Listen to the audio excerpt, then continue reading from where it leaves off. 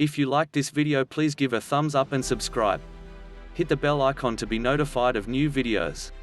Chapter 6, UK pilot flies past two mother ship UFOs, 2007. Two super UFOs have been viewed in the United Kingdom on April 26, 2007. This used to be no longer the average sighting, no longer to say that most sightings are somewhere shut to normal. The pilot estimated the UFOs to be almost a mile wide. Not one but two pilots filed reviews with the Jersey Airport Air Visitors Controller, Paul Kelly. Mr. Kelly, age 31, established that he acquired two reviews at the same time from experienced industrial pilots who fly with Orine and Blue Island aircraft. A legitimate air miss file on the sighting seemed in Pilot magazine.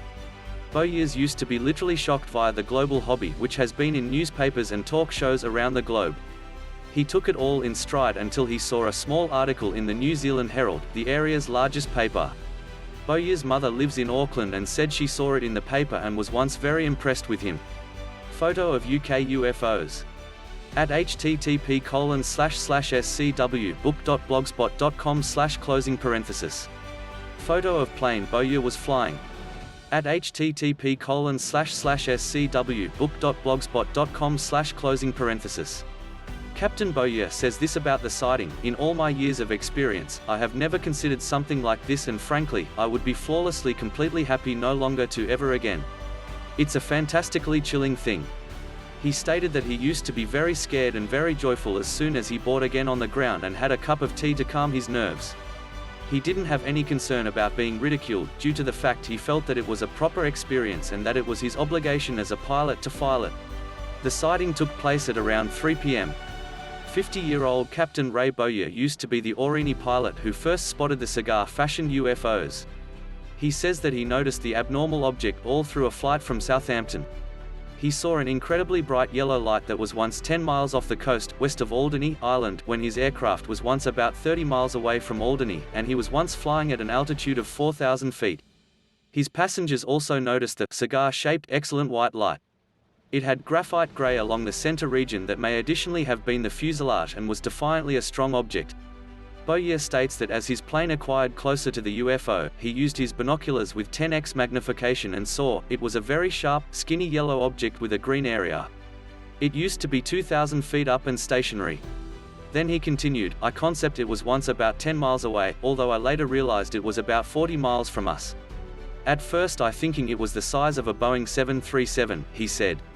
He insists that it must have been an awful lot larger due to the fact of the distance, and he now believes that it ought to have been nearer to 1 mile wide. Bowyer has flown industrial planes for over 20 years. He says that the only motive he lost sight of the UFO used to be due to the fact as he was drawing near for landing, he descended through a haze, which is very common in the area. After descending through the haze, he may want to no longer see the UFO anymore. However, Bowyer believes it used to be in reality nevertheless there." The second pilot who saw the UFO was flying via managed airspace, or military airspace, note, possible base for UFO mum ships to dock in this area, acknowledged with the aid of the neighborhood government. In different words, even though he said the specific same important points concurring Bowyer's story, the different pilots' reports and important points cannot be allowed to air on public media except being considered as breaking the law. This is the purpose the 2D pilot does now not make appearances on TV discuss suggests, as Captain Bowyer has done. Bowyer has been on the Richard and Judy show in the UK and many other information shows. While continuing his method to Guernsey, Bowyer additionally saw a second UFO similar in shape, but a whole lot also away to the west. It was precisely the same but looked smaller due to the fact it was once also away. It was nearer to Guernsey. I can't explain it. This used to be definitely visual for about 9 minutes. I am definitely now not announcing that it was something of some other world. All I am announcing is that I have never seen something like it earlier than in all my years of flying." Although several passengers noticed the cigar-shaped crafts, solely two of Captain Bowyer's passengers, John and Kate Russell, also mentioned seeing the UFOs. John, age 74, said, "I saw an orange light. It was like an elongated oval." One of the passengers allegedly was viewed taking photographs or video with a mobile phone, but this can't be established and no passengers have come forward with photographs. The Civilian Aviation Authority referred to that a second craft, a tri-lander plane, took place to be flying near Alderney, which also reported seeing the UFOs. Strangely enough, Jersey radar gear did not select up the flying objects. This sighting is comparable to the O'Hare sighting in that fact. Contemporary day radar is no longer equipped to trap our interstellar friends as they come near to or even on top of the radar. This may want to be the motive that the US authorities continuously shuns at replacing old radar equipment of airports with new contemporary gear made to locate extra than simply flying metal objects. The US obviously wishes to keep away from such certain evidence that would, of course, leak to the public quicker or later. The air traffic controller at Jersey Airport stated that the Blue Island pilot had given him a report about the flying objects, which confirmed Captain Bowyer's account. Kelly said, the description was once very similar to Captain Bowyer's and they described it as being in exactly the equal place. But they had been looking at it from contrary sides. The other pilot was once flying to Jersey Airport, and as he flew past Sark, he saw an unusual object hovering at the back of him and to his left. This pilot for Blue Island Airlines additionally stated that the huge UFO used to be 1,500 feet below his very plane. Both captains stated that they had considered the UFO at the precise same location. The Blue Island captain stated his plane was once 3,500 toes up at the time of sighting the odd craft. Mr. Kelly stated, if the object was once stationary, our tools would no longer have picked it up due to the fact the radar would have screened it out.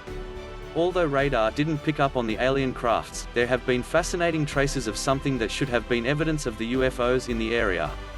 These traces are commonly filtered out as anomalies with the aid of the radar, but when going back over the data, spirit traces on each Guernsey and Jersey radar were located that something large might have been in the sky that day. These traces existed on the radar for nearly 55 minutes, though Captain Bowyer says he noticed the UFO for a whole of 12 minutes. This spirit traces on the radar had been not located till Captain Bowyer himself paid a visit to the radar station and looked into the recorded facts with the assist of one of the radar specialists. Mr. Kelly stated that the traces on the radar of both UFOs do exist, but the traces are now not ample proof to say that UFOs have been true in the area. When Captain Bowyer was requested if the craft was once something of this planet or something from outer space, Bowyer replied, "That's extremely difficult. I assume a few years ago, Dr. David Clark was once interviewed about and requested the genuine same thing, about 4 years ago today. He is in cost of a group that is looking into this at the moment. I have been requested this similar question by the press and my simple answer was, I don't assume it was once from round here." Bowyer says that he as a pilot when flying has a heightened feel of cognizance when flying. He says that these two UFOs were no longer the first UFO sighting that he has had, but that he has viewed others in the past when flying. Now that he has come out and told the world what he has seen, many pilots frequently take him aside and say, "Hey, let me inform you what I have seen." Bowyer says that a lot of pilots worry ridicule and concern losing their jobs, so they normally maintain such sightings to themselves. Over 50 others who have viewed UFOs around the islands have stopped him to chat about their experiences. Captain Bowyer said that he used to be appalled at how the sighting was once handled at the O'Hare Airport in 2006. He noted this at a press club. Despite many pilots and airport personnel witnessing the object hovering over the terminal, there was once no investigation at all by using the FAA. It appears stress might have been utilized to crew members by way of their organization no longer to discuss their incidents. I would have been greatly surprised if they said to me that the CAA in the UK would hinder an investigation, or if the CAA had informed me that what I had considered used to be something absolutely different. But it appears that pilots in America are used to this kind of a factor here. I would urge all fellow aircrew to document something they see as soon as feasible and stand up and be counted. This UFO record in no way made a good deal of an effect in American newspapers for some unknown reason. However, the US news has been regarded to be working with the US authorities in maintaining UFO sighting statistics to a minimum, without Fox News, which valiantly follows their own rules. There appears to have been a lot of sightings, most of which go unreported around the triangle location of Alderney, Guernsey, and Jersey. Bowyer stated that it's extremely atypical that so many sightings would come from one little place over the ocean. The fact that so many sightings ought to be made of hovering UFOs in the area can lead me to solely one conclusion: there has to be a base on the ocean floor, somewhere in that area. Hovering would indicate that it was once resting after it got here from above or below. Also, take note that whilst this craft can be enormously large, they do have the science to conceal the ship from a long distance. Usually, this solely works if the viewer is looking from under the craft. Passengers on the plane in flight seem to see this phenomenon more effortlessly than those on the ground. Also, sundown or break of the day can affect the stealth competencies of a UFO. Many sightings appear to take region at a second in time when the sunlight is changing, allowing a unique spectrum of light to soar off the floor of the UFO, thereby making it visible to the human eye, or so proof of previous sightings point in the typical direction. For instance, the O'Hare sighting took location properly before sunset. Bowyer himself looks to be an extraordinarily likable and honest person, which helps rally support around the world for his investigation. The French authorities, however, refused to comment on the UFO sightings and refused to enable the pilot of the Blue Island plane to remark either. The truth that these 2-mile-lengthy UFOs had been flying over French military-constrained waters may additionally point out that the French have some underwater services in that location that they do now not prefer the public to discover. Possibly the usage of satellite TV for PC map of the backside of the ocean would be helpful. Remember, if these UFO crafts can journey through space, then it would have no hassle visiting beneath the water. Chapter 7, 3 UFO sighting at Area S4 in 2007. The region that has to emerge as linked to UFOs around America is frequently referred to as with the aid of most by way of the name of Area 51, however, it also goes through the names Groom Lake, Dreamland, Watertown Strip, and Homey Airport. The granite-hard secrecy of which the US government barely acknowledges surrounding the base known as Area 51 has in itself created several conspiracy theories and UFO history because the Roswell, New Mexico crash on July 7, 1947, of which, its remains, such as 2 aliens, 1 alive and 1 dead, were introduced to Area 51. Photo of Roswell newspaper of 1947. At http://scwbook.blogspot.com/. Drawing of lasers UFO. At http://scwbook.blogspot.com/. Photo of the runway at Area S4. At http://scwbook.blogspot.com/. Photo of triangle UFO on the hill. At http://scwbook.blogspot.com/. Photo of small round UFO. At http://scwbook.blogspot.com/. Photo of large UFO below the hangar. At http://scwbook.blogspot.com/. In July of 2007, I found 3 UFOs when I was exploring a lead about Bob Lazar.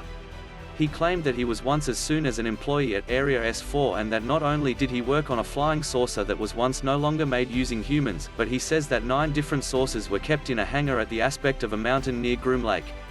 I desired to find Lazar's hangar, so I started instigating this not because of his story, but because I observed a lot of people had been making an attempt to exhibit him as a hoax, and that may want to suggest only one thing: humans are being employed to debunk him. Well, this caught my attention and I determined to look at the area that he described, but when you consider that human beings are no longer allowed to enter within 5 miles of the outer gates, I appeared for an extra simplistic way. I used Google Earth. This program used to be free to download and it gives you satellite TV for PC view of any location on the planet. It took solely the time to type Area 51 into the search before I located myself staring at the notorious base. I used to be amazed that they allowed such details of the base to be shown, but quickly I saw some rectangular areas that had been poorly protected up with a photo program, making them appear like sand. What was once I searching for? Easy, whatever out of the ordinary, in particular anything saucer formed, classic right? I know, watch out of circular water towers and radar towers. Those are easy to identify, if not from their structure, then from their shadows they make. I quickly found a few F-16s sitting on the runway and 2 other larger jets, but nothing unusual. Then I remembered that it was once close to Groom Lake. That was once a dry lake bed that now seems white. I zoomed out from Area 51 so that I should see the location higher and determined that on the left side of Area 51, close to 7 miles visiting southwest, was once a dry lake bed, but this is only the second lake bed. This one is often pressured with the third dry lake bed. The 1/3 one is where, with Google Earth, you will discover the 3 UFO fashion craft. Area S4 is placed roughly 15 miles southwest of Area 51. First UFO sighting, steps to comply with for finding 108 diameter saucer, download Google Earth. Type Area 51 in the search box. Zoom out until you see 2 extra dry lake beds on the left of Area 51. Zoom in on the 3rd lake bed with your mouse. Now you are very close. Zoom in at the southernmost tip of the lake bed. You should see a short runway with a dust circle on one end. Zoom in on the circle where you will see planes and hangars. Zoom in on the largest gray hangar. It's 5 instances larger than others. Half below one hangar you will truly see a UFO of 108 toes in diameter. Use Google Ruler to take some measurements of its size, top from the ground, and so on. Coordinates are 36, 55 feet 35.72 inches and 116, 25.33 W. Google picture date position for this region is December 2, 2006. Second UFO sighting, steps to observe for discovering the 42-foot in diameter saucer while in flight, start at the 108 UFO on the south side of the same lake as above. Zoom out so that you can see the greater of the map above you.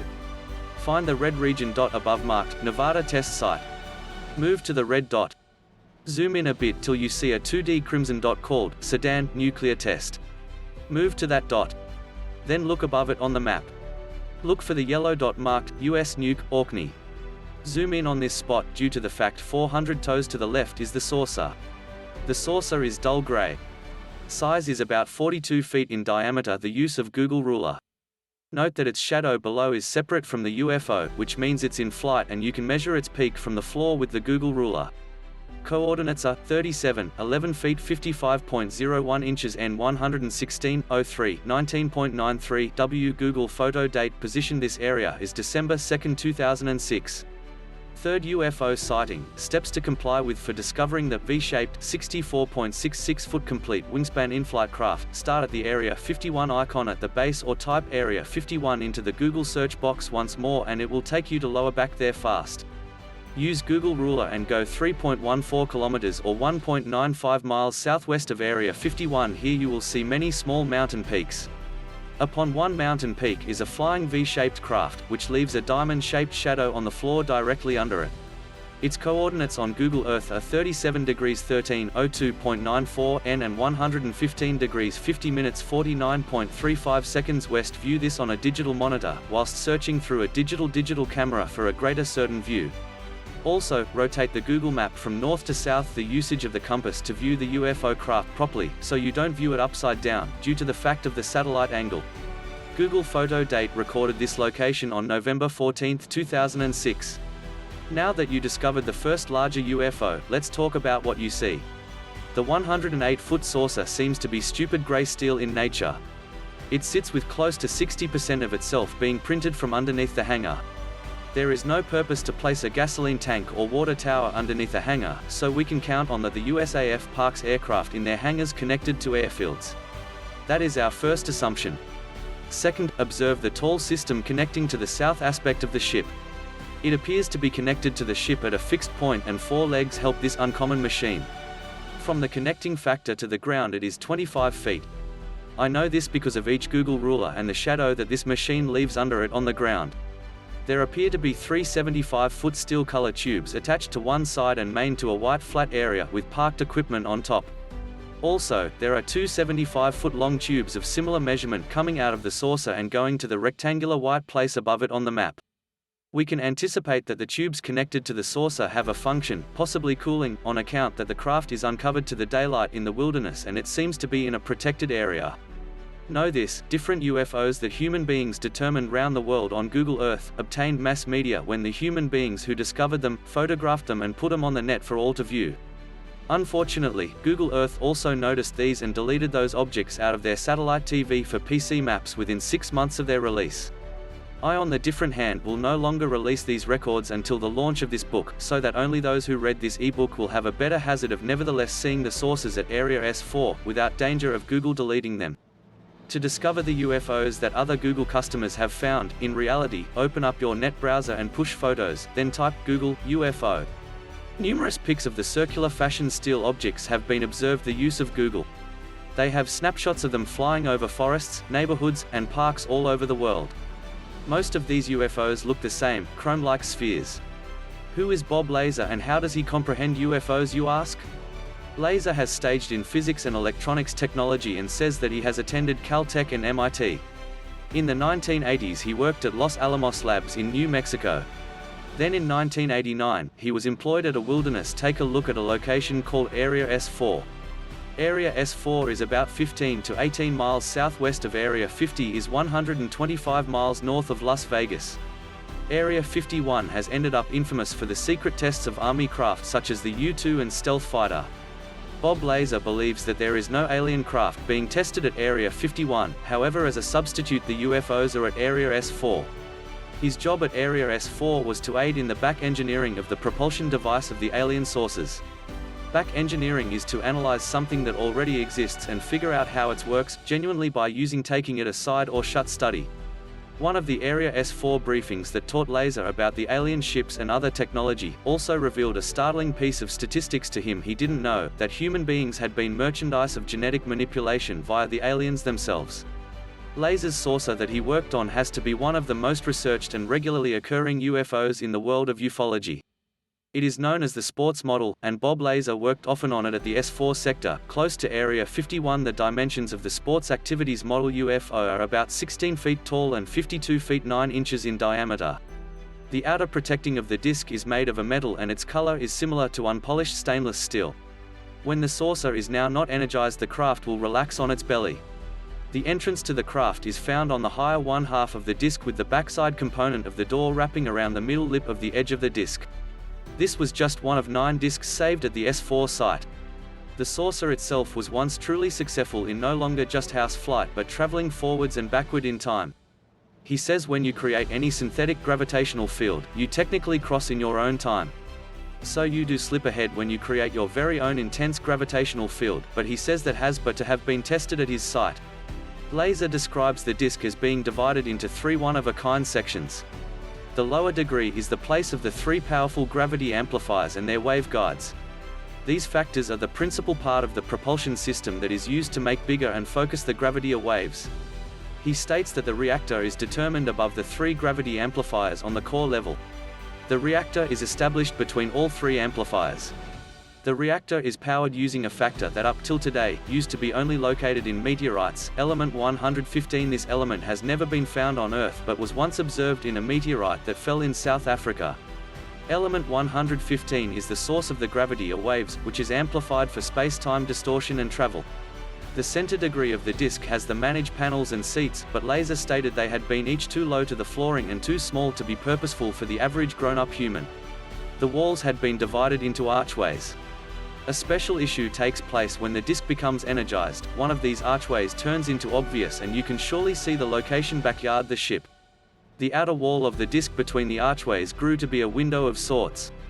When Laser was once looking at a demonstration of the interior of the disc as it used to be energized, he observed something incredible, which is solely similar to our LED technological know-how of today.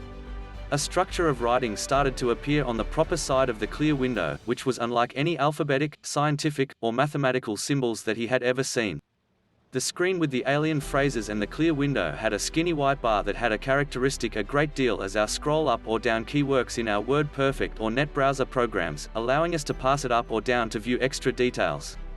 He was by no means allowed to view the 1/3 level, so Laser was unable to give any specifics as to what the porthole areas at the top of the disc truly were, but one factor is for sure, they had been not portholes, possibly a weapons area, which would give an explanation for the window-like openings at the pinnacle that would enable a particle beam to shoot out.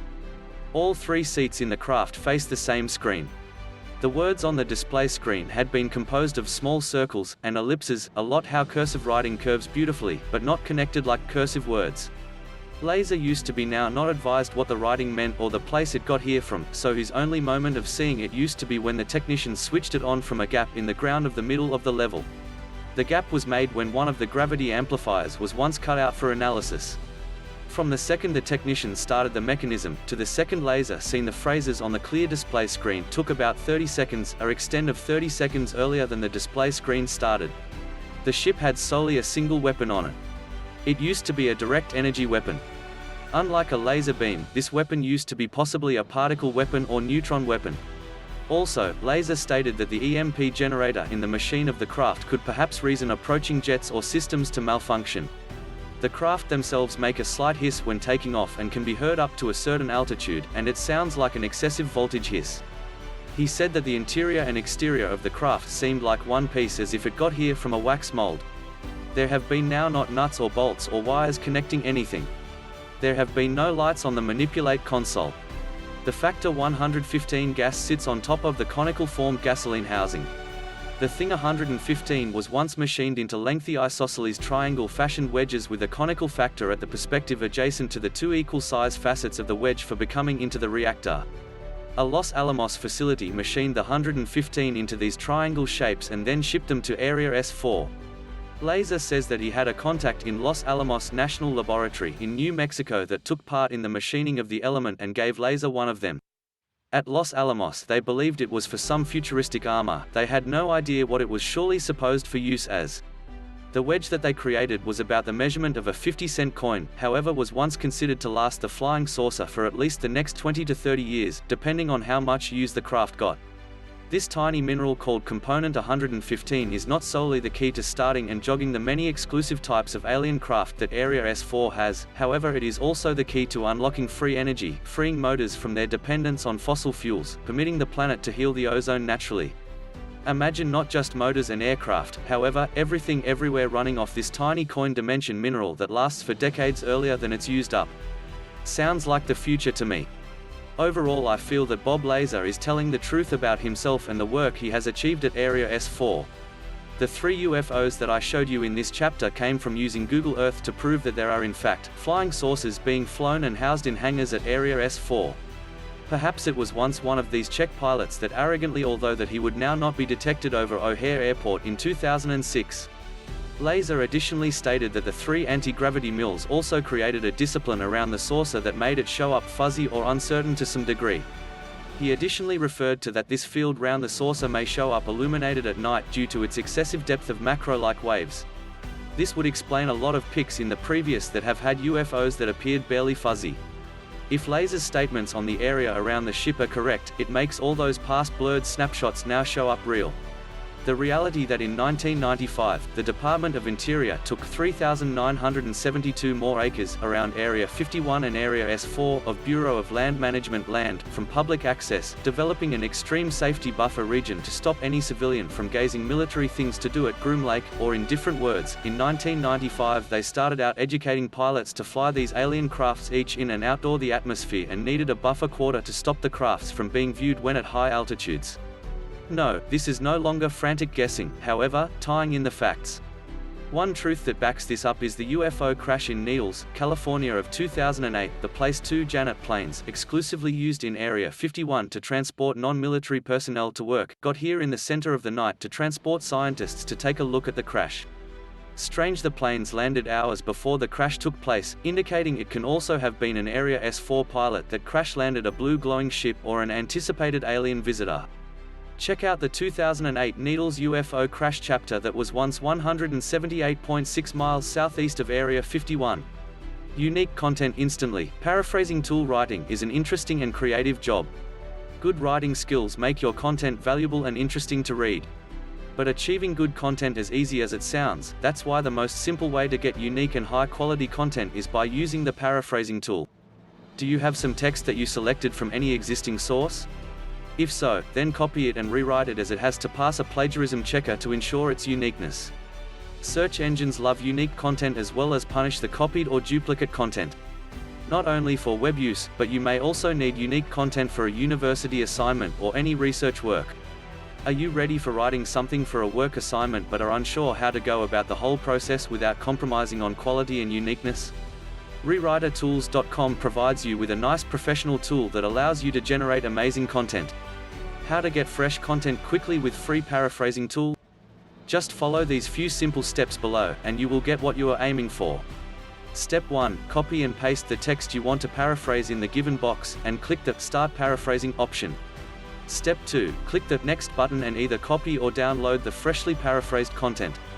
Step 3. If you want to change any word that the tool altered in your own way, then after Step 1, click on the highlighted text. You will see an array of suggested synonyms. From here you can choose any word of your liking. The paraphrasing tool also lets you add words to replace the previous ones. That's it. Follow these and you will have unique paraphrased content within a few moments. How does the paraphrase generator work? There are many paraphrasing software you will find online, but this tool is different in many aspects to supply quality content most quickly. As soon as you enter text into the text pad provided, the algorithm of the paraphrasing tool generates synonyms of the words that you have used using its rich vocabulary. The tool first checks the context of the given material before approaching the paraphrasing process. The amazing tool only takes a few moments to comprehend the structure and delivers the results just as quickly. Why should you use the paraphrasing tool? You don't have to pay for it. The benevolent tool is completely free for use, and you can use it as many times as you like. It generates great quality, unique content. That means you don't have to worry about plagiarizing. The paraphrasing tool only takes a few moments to deliver perfectly authentic content. Tips for writing smartly. Before you start writing, you must have some words in your mind that you will use in your content. Research very well and profoundly to find the proper words that will fit your topic perfectly. Another thing you must be aware of is the use of the right keywords and key phrases. Remember, your content matters only if it has the targeted keywords in it. Otherwise, search engines will ignore it completely. Be careful and steady with the structure of your content. Otherwise, it will look disconnected and scattered. Check and recheck over and over again. The more you proofread, the better content you create.